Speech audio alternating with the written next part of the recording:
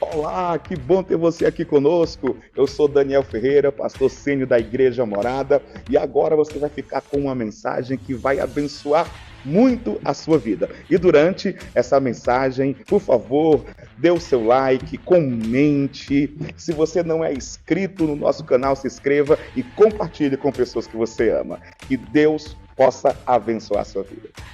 Hoje, na parte 2 da nossa série de sabedoria, o tema é o perigo da independência. Mas antes eu queria compartilhar algo com vocês. Sabe, quando eu estava vindo para cá hoje, nós saímos um pouco mais atrasados. E quando nós entramos no carro, eu percebi que eu tinha sujado o meu vestido de base de maquiagem. E o Daniel, e aí, amor, vamos trocar? Eu falei, segue aí, vamos lá, chegar lá, eu dou um jeito. E quando eu cheguei, eu fui lá na minha sala, fui lavar o vestido e eu piorei tudo. Sabe, aquela coisa que você tenta melhorar e para variar, assim, tinha que ser num dia de vestido branco, né? E aí ficou assim, terrível. E eu corri lá na casa da minha mãe, e a Aline me ajudou, e a gente foi lavar a parte do vestido, foi secar no secador, depois passar o ferro, para tentar dar uma melhorada. E eu falei para a Aline, Aline, eu sei que o diabo está querendo tirar a minha paz. Eu entendi a estratégia dele, mas ele não vai conseguir. E aí a gente veio para a igreja, e quando eu cheguei na igreja, obrigada. Quando eu cheguei na igreja, o meu tablet estava despedaçado. Como? Não sei, na minha mão ele não caiu, né? Aqui eu acredito que... E aí eu mostrei a Aline, olha aqui. E a Aline, minha mãe. Eu falei, pois é. E eu disse, diabo, você não vai roubar a minha paz. E eu não sei por que isso aconteceu, nem para quê, mas eu quero começar essa palavra dizendo para você o que pode roubar a sua paz. O quanto que as circunstâncias da vida têm o poder de te tirar do centro. Sabe quando você tem que fazer uma curva muito fechada, que você faz aquela curva e você precisa segurar bem ali a direção, né, do carro. E se você não tiver com o foco, você pode sair da pista. Pastora, mas coisas tão simples aí, sujar o seu vestido, o seu tablet quebrou. Tem gente essa hora no hospital, doente. É, exato. E você também pode pensar sobre isso. Porque na nossa rotina, poucas coisas são suficientes para que a gente chute o pau da barraca, para que a gente perca o foco, para que a gente questione Deus. E aí você sabe o que eu fiz? Eu cheguei exatamente no momento da oferta. Quando eu vi o meu tablet desse jeito, eu falei, Deus, hoje a minha oferta é dobrada. Eu tenho um valor de oferta todos os domingos, mas hoje eu ofertei dobrado. Por quê?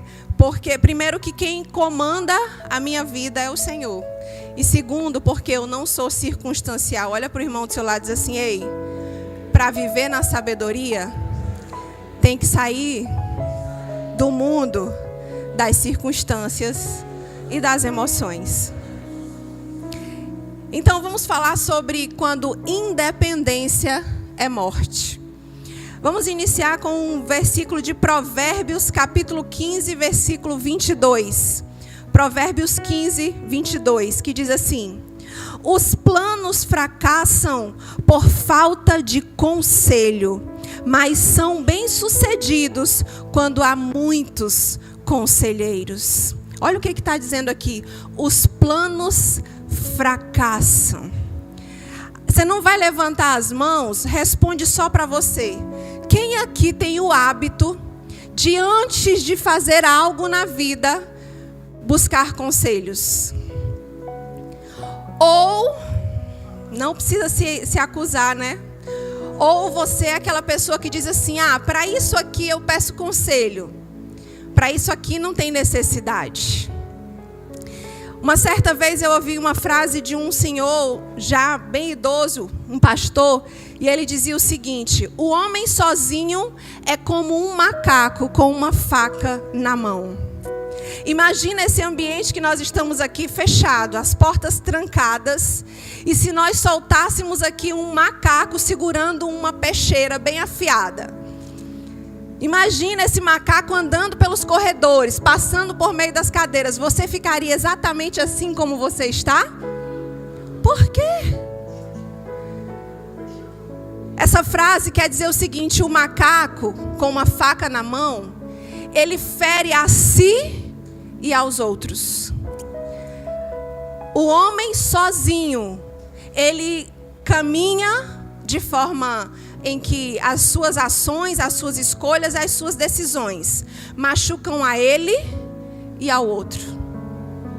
Olha para o irmão mais lindo, mais linda que estiver aí pertinho de você e diz assim: ei, não caminhe sem bons conselhos.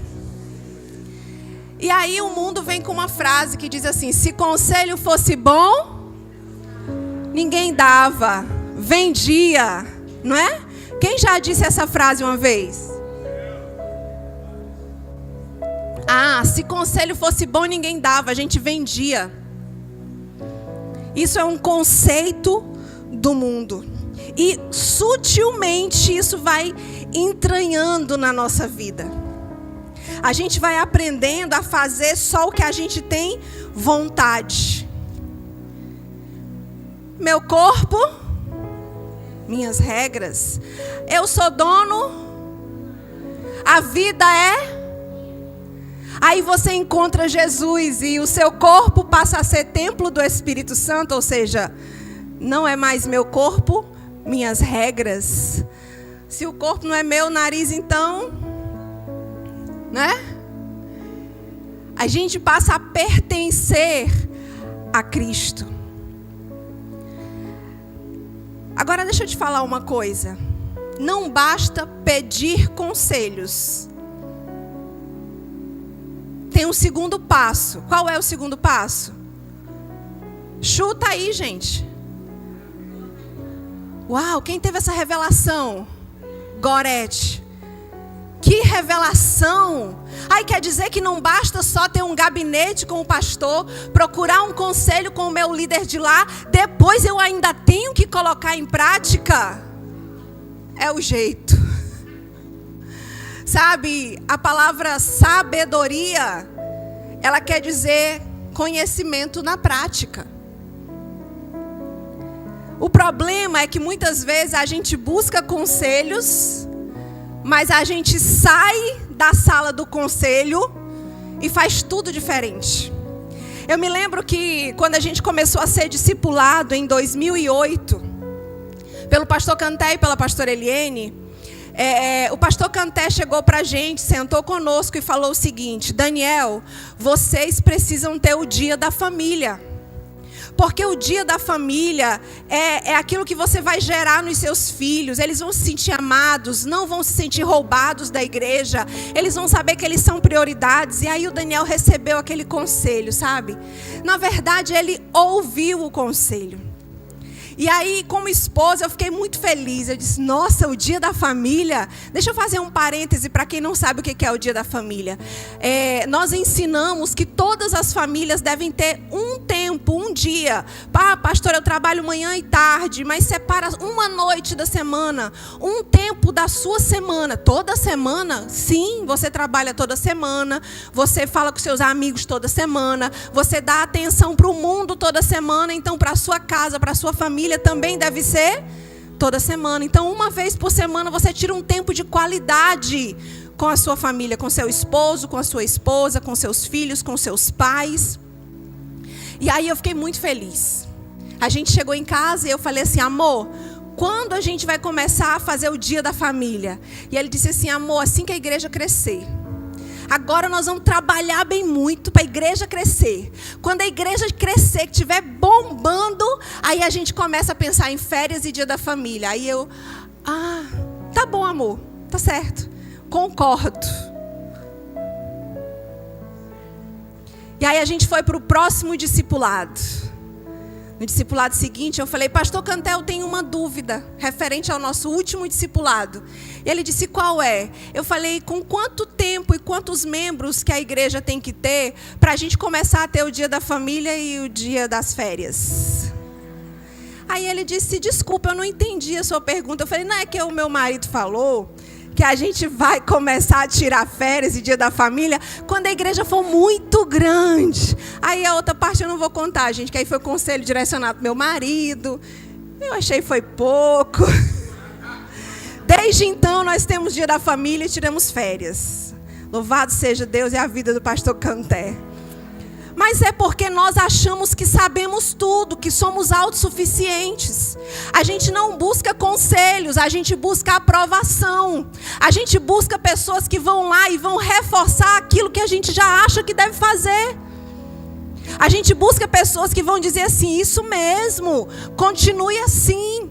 Mas quando o conselho vem de uma forma diferente, vem com um confronto, quando o conselho vem te desafiando a fazer algo diferente, quando o conselho vem te mostrando uma nova realidade diferente daquela que você está vendo, então não tem bom, gente. Todos nós, eu disse quem?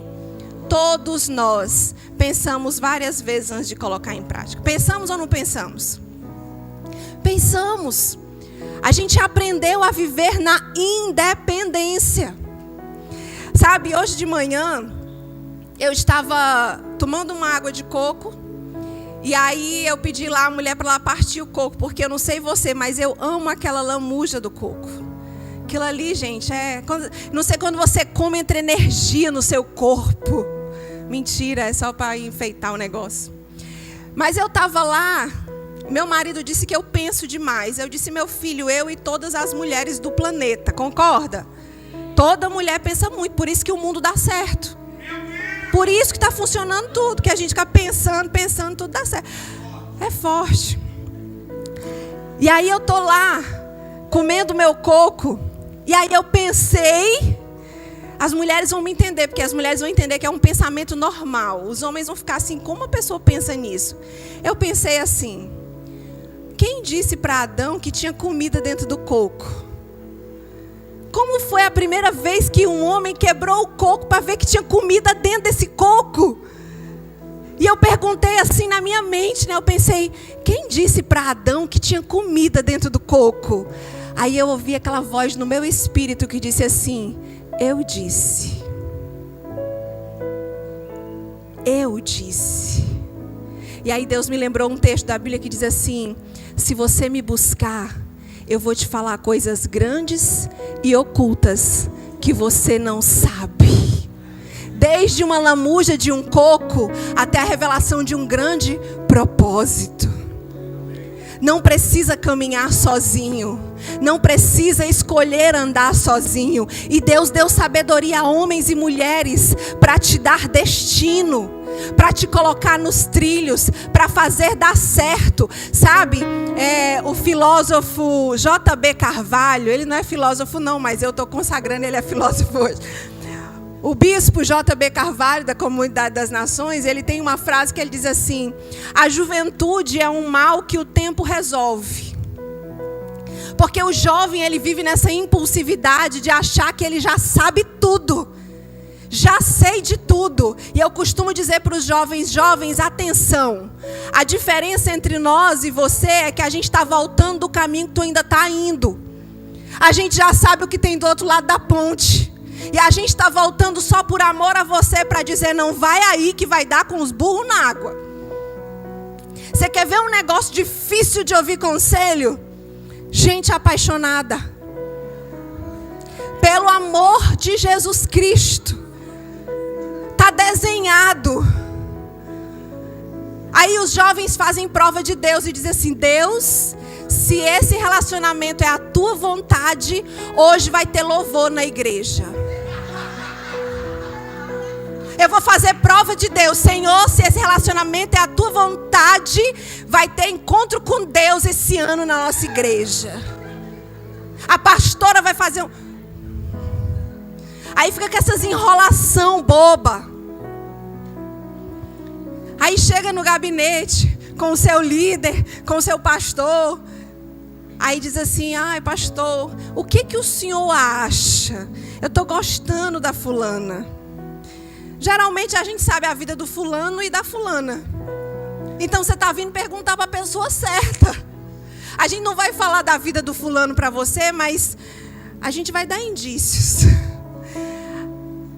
A gente vai dizer: filho, ora um pouco mais. Faz um jejum. Para aqueles mais chegados, a gente ousa dizer assim: se fosse meu filho, não casaria. Aí o jovem diz: amém, pastor, tão bom vir aqui. Eu saio edificado. Aí vai embora. Semana seguinte você vai no Instagram, aí você vê.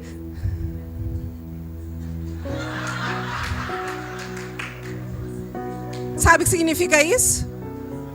Pedido de noivado. E você... Qual a parte do sai fora que essa criatura não entendeu? E aí, pastora, o que a senhora faz? Eu?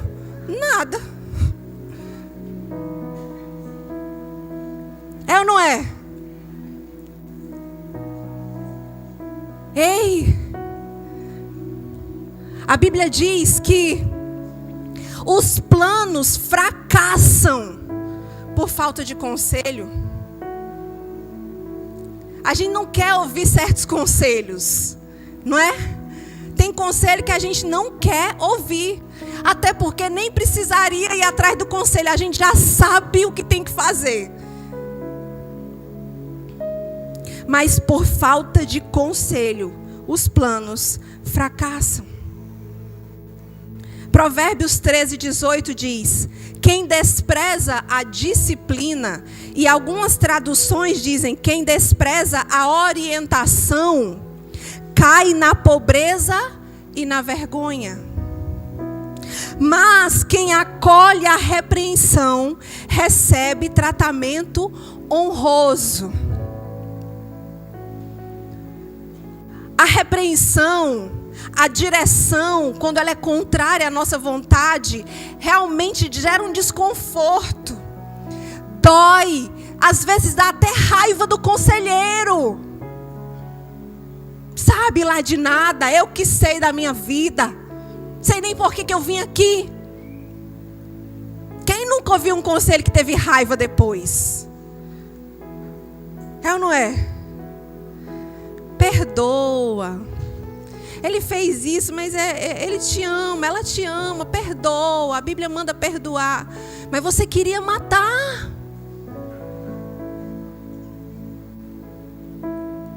Mas a Bíblia está dizendo que quando você tem a orientação e você vive debaixo dessa orientação, você recebe tratamento de honra.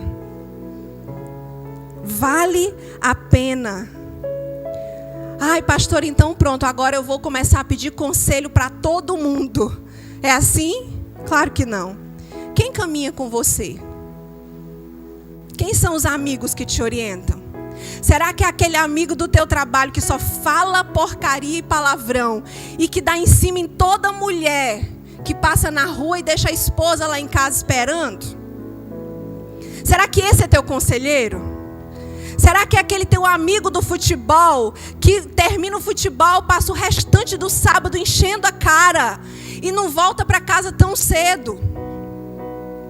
Será que é aquela tua amiga que te dá o conselho que diz assim: olha, querida, esse negócio de ter só um namorado não é legal não? Ou então que diz assim: olha, paga na mesma moeda. Se esse safado chegou tarde, sai e chega tarde também. Compra flores e manda para você. Faz ele ficar pensando que você tem um amante. Quem são os seus conselheiros? Quem são as pessoas que caminham com você? Quem são seus amigos mais íntimos, com quem você tem a oportunidade de compartilhar a sua vida e ouvir deles conselhos? A Bíblia diz que pelo fruto conhecerei. Deixa eu te dizer uma coisa. Ninguém ora pela minha vida. Ninguém.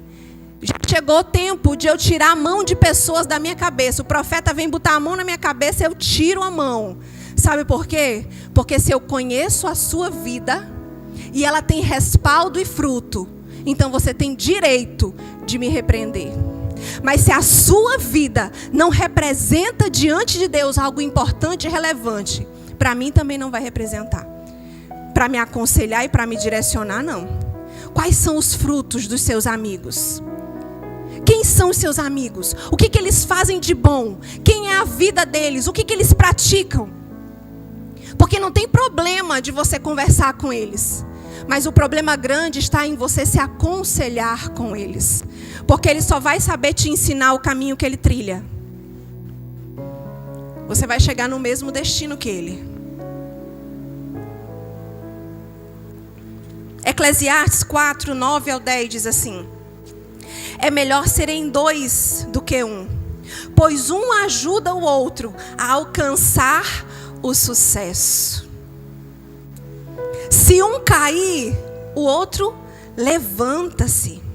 Mas quem cai sem ter quem o ajude está em sérios apuros. Aqui a gente vai para um outro problema. Você nem compartilha nada, nem com seus amigos. Talvez você está me ouvindo e está dizendo assim: eu não falo para ninguém, a vida é minha, pastora. Os problemas são meus, eu não aperreio ninguém com meus problemas. Eu não converso com ninguém, eu simplesmente vou lá e faço, eu resolvo. Eu não dou trabalho para ninguém, eu sou realmente alguém que faz a vida acontecer.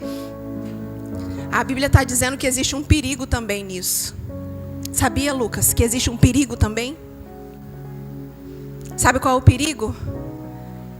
Sabe qual é o perigo? É de você cair e não ter quem te levante.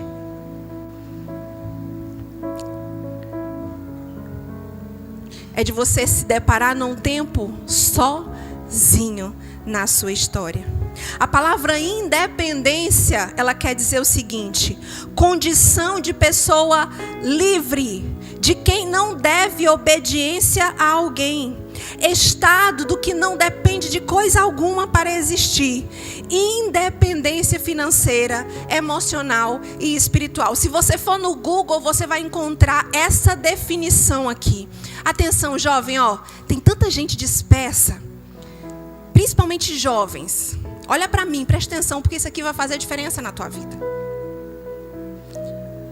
A palavra independência, se você botar lá no Google e pesquisar independência, você vai encontrar essa definição. Olha o que a palavra independência no Google diz: condição de pessoa livre, de quem não deve obediência a ninguém. Estado do que não depende de coisa alguma para existir. Independência financeira, emocional e espiritual. Isso aqui é uma definição de uma abordagem chamada humanista.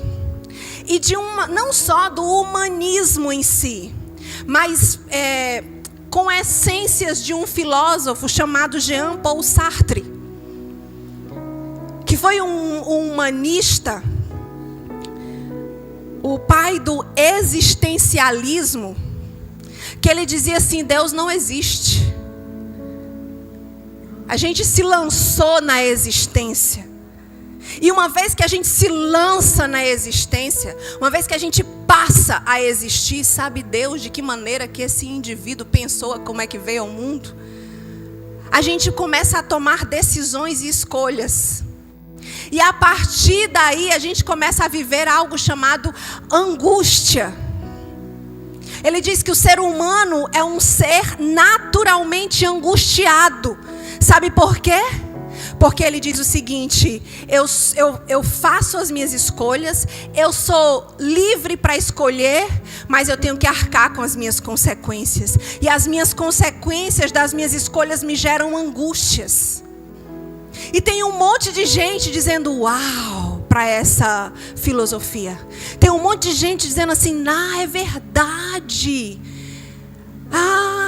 É por isso que eu sofro tanto. É porque eu sou livre para escolher. E por que você é livre para escolher e continua escolhendo o que te causa angústia, meu irmão? Se você é livre para escolher, escolhe aquilo que vai te trazer paz, alegria e sucesso. O problema é que a gente não quer mais esse manual. Esse manual confronta toda uma ideologia de uma geração atual.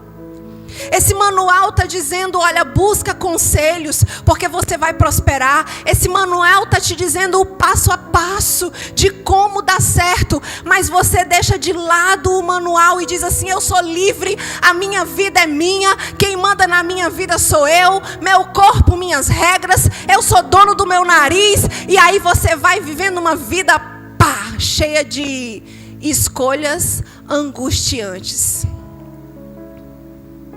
Tem umas pessoas que dizem assim, não basta estar no fundo do poço, quando chega lá ainda dá para cavar. Continua escolhendo, só para não dizer que existe um Deus que criou a mim e a você, que trilhou um caminho de sucesso, um caminho de vida, de existência, de paz, de amor, de liberdade, aonde a angústia não deve ser natural. Pastora, não é normal viver em angústia? Não. É patológico. A Bíblia diz que Ele traz uma paz que excede todo o entendimento. Aleluia. É nele. Desculpa, querido, mas é burrice não ler o manual e não colocar ele em prática. Você compra uma TV, você lê o manual como vai usar. Você compra um eletrodoméstico na tua casa, você pelo menos dá uma passada, uma vista como você vai usar. Mas você com a sua própria vida vai fazendo como se não precisasse de um manual tão importante. Eu lembro de uma época na nossa vida em que nós passamos muitas dificuldades no âmbito ministerial. Sabe, nós tínhamos tantas questões. E nós chegávamos com aquelas questões para os nossos pastores. E a gente chorava. E a gente dizia, olha, a gente não aguenta mais. Como é que a gente vai resolver isso? E esse problema? E isso? E aí os nossos pastores davam conselhos totalmente contrários à nossa vontade. A nossa vontade muitas vezes era chutar o pau da barraca. Eles diziam, aguenta um pouco mais. A nossa vontade era abrir o verbo e falar tudo o que a gente pensava. E eles diziam, silêncio, honra, respeita. E a gente fazia o quê? Colocava o conselho em prática. Sabe por que existe a igreja morada hoje?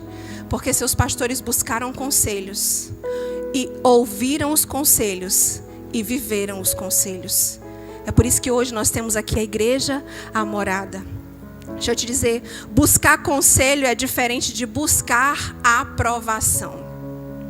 Você não leva um projeto para buscar uma aprovação. Você leva para saber, e aí, eu faço ou não faço? É assim ou não é? Ora comigo. Ai, pastora, mas o meu conselheiro não tem a resposta. Ele nunca vai ter resposta. Mas ele vai te dar um tempo de ouvir você. Ele vai orar com você. E muitas vezes aquele momento, pelo seu ato de humilhação e obediência à palavra de Deus, porque você acreditou e buscou um conselho, Deus então vai trazer uma revelação sobre aquele lugar. Quantas vezes aconselhando pessoas, o conselho serve para a pessoa e para a gente? É o ambiente. É a obediência a um princípio que faz ter a resposta certa. Não é só porque é um homem e uma mulher de Deus que está ali, não. Olha o que a Bíblia diz em Provérbios 13:14. O ensino dos sábios é fonte de vida e afasta o homem das armadilhas da morte. Vou ler de novo, porque esse texto é sensacional. O ensino dos sábios é fonte de vida. Você sabe o que é uma fonte? É algo que jorra. É inesgotável. É ali, é fonte de vida. Você tem sede, você vai lá, você busca. Você vai lá, ela está sempre gerando vida. E ela tem o poder. O conselho sábio tem o poder de afastar o homem das armadilhas da morte. O que você faz diante de uma armadilha? Cadê a armadilha? O que você faz diante de uma armadilha? Adorei o computador.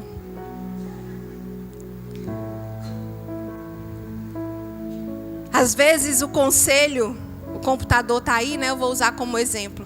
Às vezes aquela pessoa ela é aprisionada em algo nas redes sociais. Seja pornografia, seja compra compulsiva, né? Ela compra sem controle. Hoje em dia, para comprar, basta um clique, né? De repente, você se endividou. E aí o conselheiro vai e diz assim, olha, tira esse cartão de crédito do teu celular. Olha, bloqueia esses sites que você acessa. E aí você diz assim, nossa, essa igreja é muito radical. A Bíblia diz, se teu olho te faz pecar, arranca e lança fora.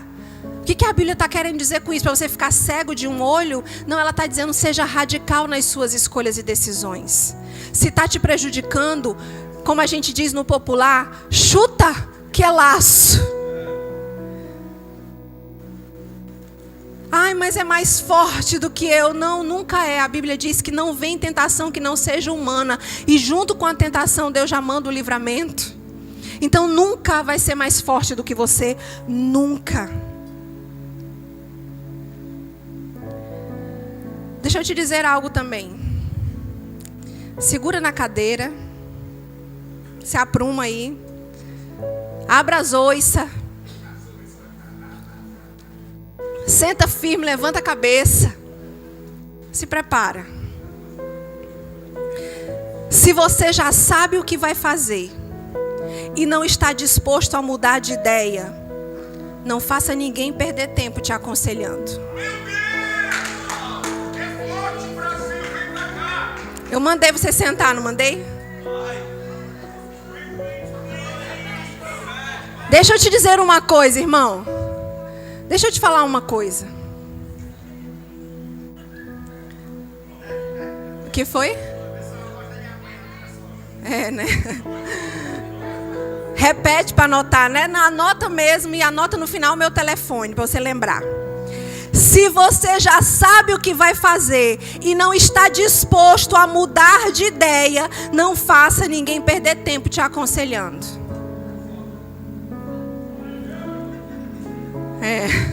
O irmão Mário vai, por favor.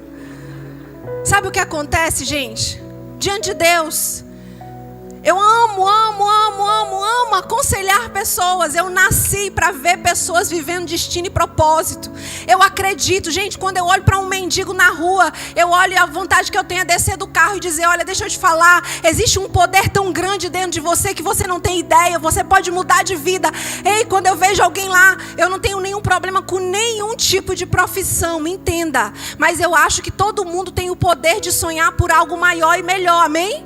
Então, às vezes, eu estou ali no supermercado, com um caixa de supermercado que trabalha ali de 5 da manhã, muitas vezes 6 da manhã, até anoitecer, sol a sol, feriado, dia santo, não tem folga. E eu olho para aquela pessoa, eu tenho vontade de dizer assim, olha, quando não tiver um cliente, bota um fone no ouvido, ouve um podcast de algo que vai te levar para mais, sonha para além, vai para além. Deixa eu te dizer, isso é o meu propósito de vida, a minha existência é chamar você de um lugar para um outro melhor. Esse é o meu papel. Então sentar com alguém, uma vez, 2 vezes, 3 vezes, 4 vezes, 15 vezes, a pessoa entra, sai, e não faz nada do que tu fala. A frase popular, time is money, baby. Se conselho fosse bom, ninguém dava, vendia, era. Eu tô brincando, porque eu sei que eu dei uma porrada grande em vocês agora, né?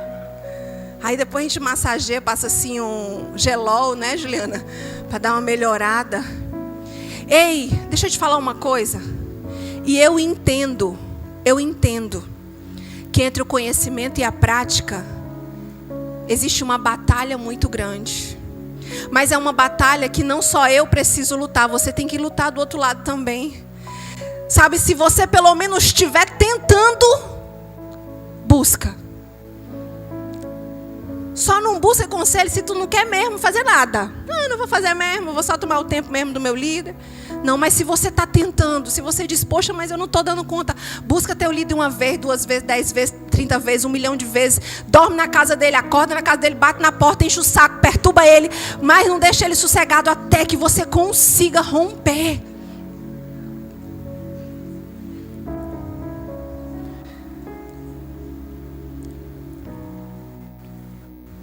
Hoje eu postei nos meus stories uma música antiga da Fernanda Brum, que ela era a minha oração no meu tempo com Deus, quando eu era ainda jovenzinha solteira, pensando em como seria o meu amanhã. Eu sou alguém tão improvável quanto muitos de vocês aqui. O apóstolo Cristiano, certa feita, disse para mim: Dalila, você não era para ter dado certo. Porque como você viveu, o rumo era outro. Mas sabe, deixa eu te falar o que fez a diferença na minha vida. Eu vivi rejeição, eu vivi abandono, eu vivi pobreza, tantas outras coisas. Mas eu entendi que existe um caminho mais excelente. Eu acreditei que existe um projeto melhor. E eu corri atrás desse projeto com todas as minhas forças. Eu fui atrás com toda a minha energia. A Leca sabe que se tinha culto de casais, eu estava na igreja. Se tinha culto de jovens, eu estava na igreja. Se tinha culto de senhoras, eu estava na igreja. Era culto de doutrina, eu estava na igreja. Eu estava lá o tempo inteiro, buscando, querendo mais. Sabe que eu não queria casar de jeito nenhum, porque eu dizia assim, casamento é uma farsa. Eu prefiro viver sozinha do que casar para viver um inferno. E aí eu tive um conselheiro na minha vida. Eu me lembro que aquele pastor, ele sentava, na época ele nem era pastor. Ele sentava do meu lado quando eu estava na igreja, porque eu ia para a igreja quando não tinha nada para eu fazer. Então eu me sentava lá para não fazer nada, mas eu estava na igreja. E eu sentava lá na calçada da minha igreja. E aquele homem sentava do meu lado. E ele dizia assim, casamento é tão bom, Dalila. Eu dizia, ai gente. Aquelas coisas que só jovem sabe, né? Aí o jovem faz, tá nem aí porque você tá falando, E ele começava a dizer, olha, é bom demais. E ele começava a explicar sobre um casamento de Deus. E eu comecei a absorver aqueles conselhos, Eu peguei aqueles conselhos, eu levei para o meu quarto, eu fui para o secreto. E eu comecei a falar com Deus. Eu disse, Senhor, tudo bem, o Carlísio, como era que era o nome dele? Carlísio, né? Ele falou que casamento é bom. Eu acho que não é, mas ele está dizendo que é. Então, o Senhor tem isso para mim? O Senhor tem uma família para mim? O que o Senhor tem para mim? E aí aquele conselho que eu recebia, eu ia gerar ele no secreto. Sabe, eu disse para Deus assim, Deus, se eu for escolher, eu vou escolher errado. Escolhe por mim. Me ajuda. Eu disse para Deus, certa feita na minha vida, eu disse, Deus, por favor, eu estou aqui para qualquer coisa que o Senhor quiser. Só não me deixa sair da tua presença, eu quero mais de ti. Eu quero o Senhor, eu quero dar certo. Eu tenho fome de fazer dar certo. Eu sei que o Senhor tem algo maior, eu sei que o Senhor tem algo melhor. Então faz dar certo em mim. Eu dizia para Deus, me aproveita para qualquer coisa na tua obra. Qualquer coisa. Eu quero me gastar para ti. Não tem como dar errado, queridos. Sabe, vai lá, busca conselho, leva para a presença. Leva para o secreto e diz, olha, eu não concordo com esse conselho. Eu nem sei como eu vou fazer para isso dar certo, mas me ajuda. Porque a tua palavra diz que se eu ouvir o conselho e se eu colocar em prática, a minha vida vai ter sucesso.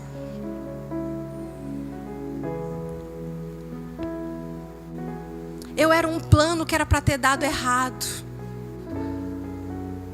Mas a minha decisão fez com que o plano de Deus viesse sobre a minha vida. E só então eu pude dar certo.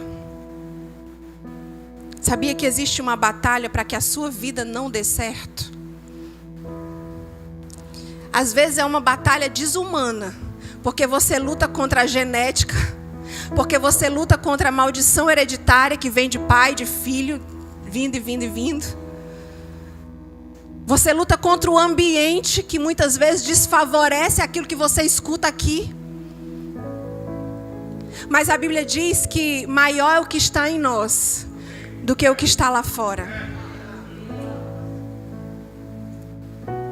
Eu venho de uma família de divorciados. Vô divorciado, pai, tio, tia. Eu venho de uma família de adúlteros. Eu venho de família de prostitutos. Mas eu encontrei Jesus, eu falei, na minha vida vai ser diferente. E a partir de mim vai mudar. A partir da minha história vai ser outra. Às vezes você não tem condição de fazer sozinho. Quando a gente estava na maior crise que a gente já viu no nosso casamento, o que nos salvou, claro, é Jesus. Mas através de multidão de conselhos.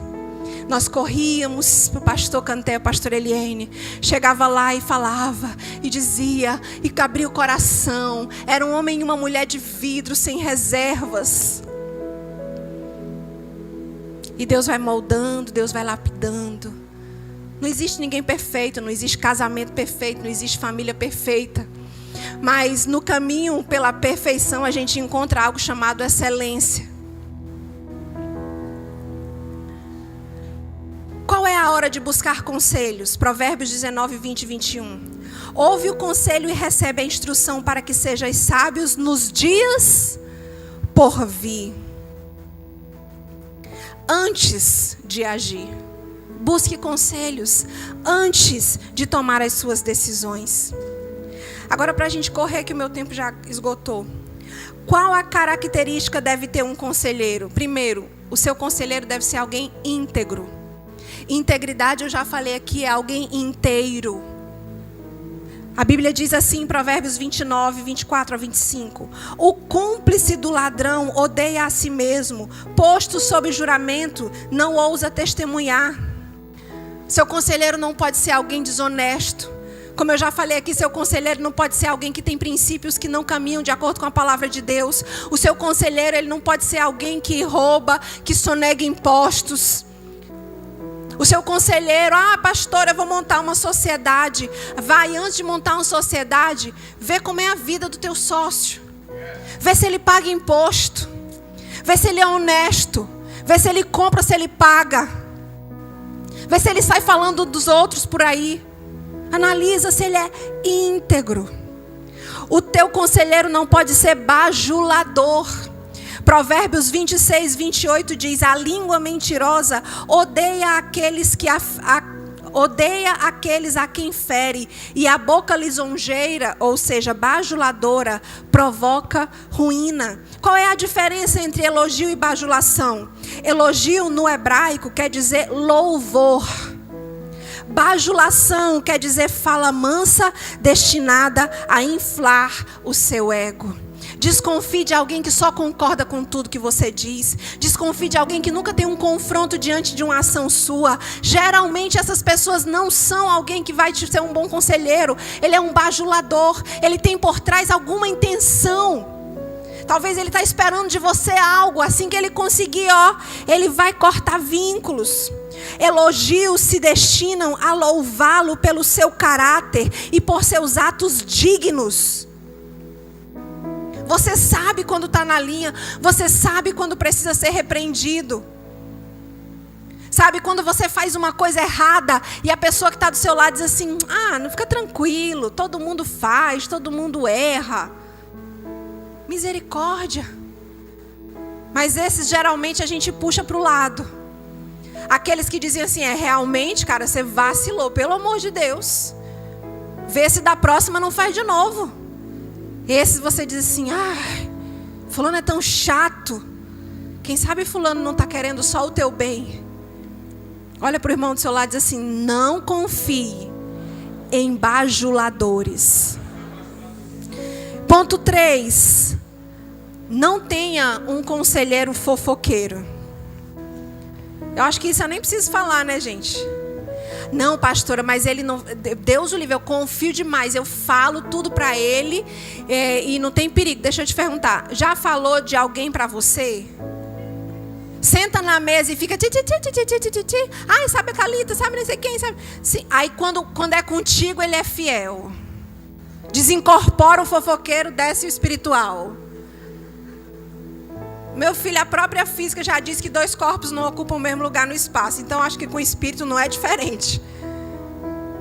Dá licença, Espírito Santo, agora eu vou fofocar. Aí você vai... Agora, você quer um conselho? Peraí, com licença, Satanás, entra Espírito. Sim. Não dá, gente. A mesma fonte não pode jorrar água pura e água suja. Tiago 1,26, se alguém se considera religioso, mas não refreia a sua língua, engana-se a si mesmo, sua religião não tem valor algum. O seu conselheiro, ele tem que ser alguém que cumpre regras e normas, leis e tem limites.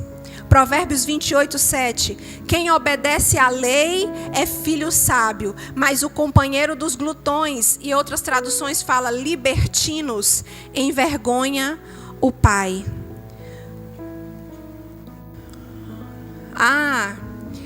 Ei, você comprou? Uma certa vez a gente lanchou numa padaria, e aí pagamos a conta, recebemos a conta, e meu marido, ele tem um hábito. Toda vez que ele recebe aquele cupomzinho, seja em qualquer lugar do planeta, ele vai conferir se está tudo certo. Se foi cobrado tudo certo. Para não ser enganado, mas também para não enganar. E uma certa vez, nós na cafeteria pagamos a conta, pegamos o extrato e a gente saiu andando. E o Daniel conferiu. Ele falou assim, a moça não cobrou o meu lanche. Eu disse, sério? Ele, eu vou voltar lá, eu tenho que pagar. Nós voltamos lá, a mulher do caixa nem acreditou.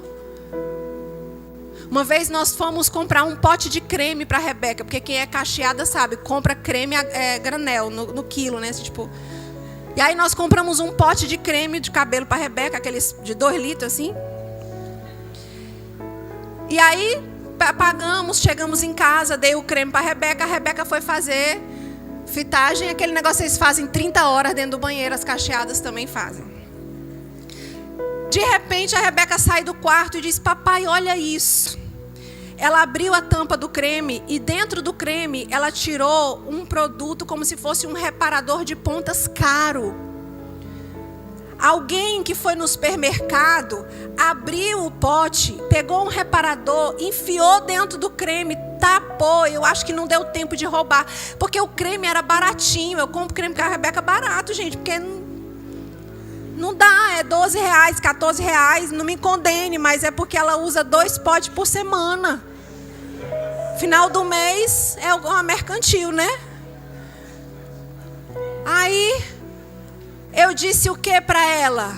Ai, filha, ganhou de brinde. Ah, menino, agora que o mercantil que se exploda, eu mesmo não vou voltar a gastar meu combustível, não. Foi isso? Não, eu disse, bota de novo, Rebeca, fecha. Pegamos o carro, voltamos no supermercado, chamamos o gerente, falou, nós compramos esse creme aqui, abra para o senhor ver que tem um brinde dentro. Quando o gerente do mercantil abriu, ele falou, Senhor, isso aqui é um crime novo, nós não tínhamos visto ainda. Eu falei, pois bota na lista que agora já estão fazendo também. E ele agradeceu e ficou um comentário dentro do mercantil, porque a gente voltou lá para trocar por um creme que não tivesse brinde. Agora, se o teu conselheiro é alguém que diz assim, mas menino, vá minha filha, bote, pelo menos agora é o creme e o reparador. Deus é fiel, sou dizimista, primicista e ofertante. É isso mesmo. Ah, foi a moça do caixa que foi, agora ela que pague. Não vou voltar não, sabe por quê, irmão, que eu não vou voltar? Irmão, eu estou falando contigo, irmão. Sabe por que eu não vou voltar? Porque se eu voltar, ela não vai aprender. É bom que sair no bolso dela, agora ela aprende. É assim, gente? Não. Tem conselheiro que você busca, que gosta de levar vantagem em tudo. Nem que seja para ganhar 10 centavos, mas ele quer sair ganhando. Não se aconselha com esse, não. Busca alguém honesto, íntegro. Íntegro. Sabe por quê? Porque provavelmente ele vai te dar de beber da mesma fonte que ele bebe. Ele vai te direcionar da mesma forma que ele é direcionado. Integridade. E eu quero encerrar te fazendo uma pergunta. Quem tem direcionado a sua vida? Quem são os seus conselheiros? Fica de pé.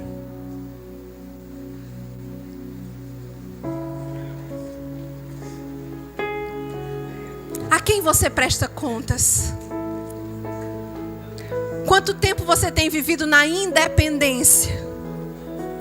fazendo só o que te dá na telha. E quebrando a cara vez após vez, vez após vez. E achando que é normal viver na angústia, no desespero.